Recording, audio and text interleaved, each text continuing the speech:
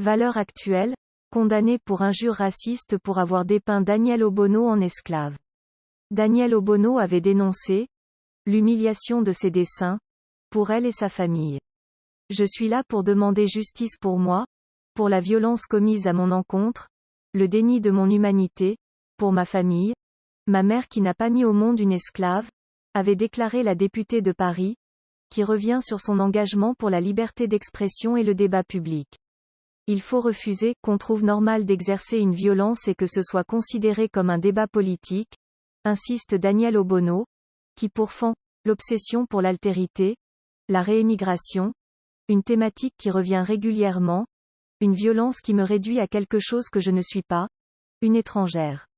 Intitulé « Obono l'Africaine », cet article de 7 pages, dépeint comme un exercice de politique fiction, racontait selon le journal comment la députée de Paris, née au Gabon, expérimentait la responsabilité des Africains dans les horreurs de l'esclavage, au XVIIIe siècle. Daniel Obono était ainsi transporté dans un village d'Afrique au XVIIIe siècle, puis vendu comme esclave à un notable arabe, avant d'être racheté par un religieux français et ramené en France. Tous les poncifs racistes sont convoqués. Ces racistes ne serait-ce que parce que le noir est décrit comme l'état de nature, le blanc celui de la culture qui élève, s'étouffe le procureur, qui requiert 1 500 € d'amende. Si l'équipe du journal déjà condamné en 2015 pour provocation à la haine envers les Roms s'est excusée auprès de Daniel Obono et a reconnu une énorme erreur. Elle prétend avoir choisi la députée pour ses idées, et non pour sa couleur de peau. Mais avoue avoir hésité entre Omar Sy, Lilian Thuram et Daniel Obono.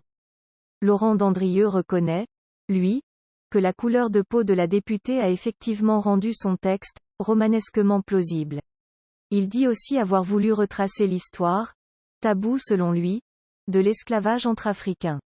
L'auteur prétend que le contexte racialiste et indigéniste, idéologies attribuées à la députée Obono qui réfute ces étiquettes, permet l'instrumentalisation de l'histoire avec un objectif de culpabilisation universelle de l'Occident.